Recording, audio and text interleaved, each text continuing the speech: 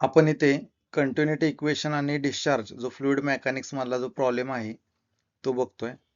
The diameter of pipe at section 1 and 2 are. आता इथं section 1 आणि 2 हे दोन दाखवलेले आहेत. ह्याचे डायमीटर आपल्याला दिलेले आहेत 15 सेंटीमीटर अँड 20 सेंटीमीटर. म्हणजे D1 दिलेला आहे 15 सेंटीमीटर आणि D2 दिला आहे 20 सेंटीमीटर.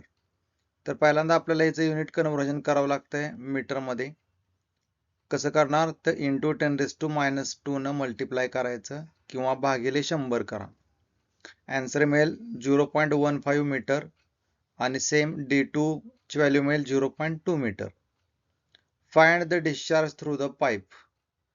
तर जी पाईप आहे ही या पाईप मधून जाणारा डिस्चार्ज आपल्याला फाइंड आउट करायला लावलाय. If the velocity of water flowing through pipe at section 1 is, म्हणजे 1 मधून जाणारं जे लिक्विड आहे फ्लुइड आहे तर त्याची वेलॉसिटी दिली 5 मीटर पर सेकंद. V1 दिलेला आहे 5 metre per second. Determine also velocity at section 2. तर वेलॉसिटी ॲट सेक्शन 2 म्हणजे V2. तर हा जो V2 आहे तो आपल्याला फाइंड आउट करायचा आहे. तर इथं 2D डायग्राम काढलेली. इथं इमेज मध्ये तुम्हाला ही जी दिसते ही काय आहे तर पाईप, आणि हा जो छोटा सेक्शन आहे हा जो आहे तो मोठा सेक्शन आहे, सेक्शन 1 सेक्शन 2. तर इथं काय केले तर लाईन डायग्राम काढले. हा प्रॉब्लेम येण्यासाठी तुम्हाला 3 फॉर्म्युले येणे गरजेचं आहे. तो म्हणजे एरिया सर्कलसाठी π/4d², continuity equation A1V1 is equal to A2V2 आणि डिस्चार्जचं equation Q is equal to AV. इथं A म्हणजे एरिया आहे, D म्हणजे डायमीटर, V म्हणजे वेलॉसिटी आणि Q म्हणजे डिस्चार्ज. तर सगळ्यात पहिल्यांदा आपण काय करून घेणार A1 आणि A2 ह्या व्हॅल्यू काढून घेणार. का फाइंड आउट करायच्या तर आपल्याला Q काढायचा आहे. Q काढण्यासाठी काय करावं लागतंय तर Q चा formula AV, Q is equal to AV. तुम्ही A1V1 घेऊ शकता किंवा A2V2 सुद्धा घेऊ शकता. पण इथं A1V1 का घेतला तर आपल्याकडं D1 माहिती आहे म्हणजे A1 माहित असेल आणि V1 ची व्हॅल्यू इथं दिलेली आहे, त्यामुळे Q is equal to A1V1 हे घेऊ शकतो. तर त्यासाठी आपल्याला एरिया काढावा लागतो. एरियाचा फॉर्म्युला π/4d². 1 आहे म्हणल्यानंतर इथं D1 घेतलेला आहे. D1 किती आहे 0.15.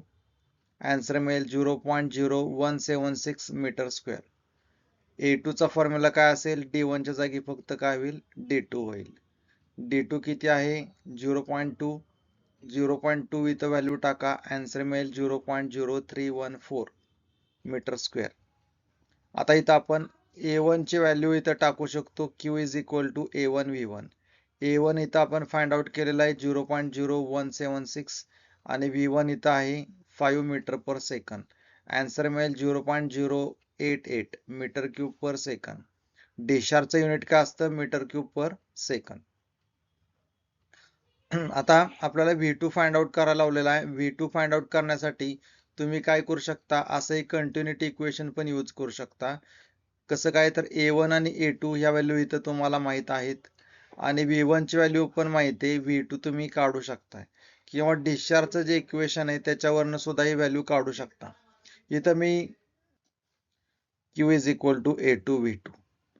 इथं आपल्याला A2 माहिती आहे आणि V2 फाइंड आउट करायचा आहे आणि Q इथं फाइंड आउट केलेला आहे.